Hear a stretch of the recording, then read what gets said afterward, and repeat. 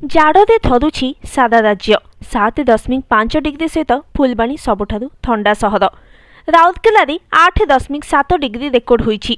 10 degree तले राज्यर 9टी सहरर तापमात्रा रही।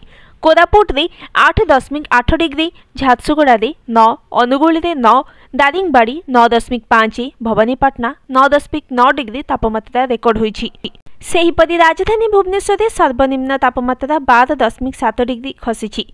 आसंता काली स्वल्परू मध्यम धरणर कुहुड़ी संभावना रही। विशेषकर अनुगुल, ढेंकानाल, खोर्धा, कटक, गंजाम, गजपति, नयागढ़, केन्दुझर, मयूरभंज कुहुड़ी संभावना रही।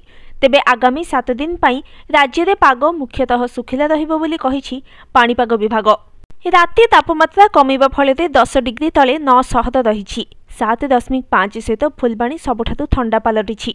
यह सहित राउरकेला 8.7 डिग्री रही। कोरापुट 8.8 डिग्री थिबा बेले झारसुगुड़ा और अनुगुल 9 डिग्री रेकर्ड होईछि।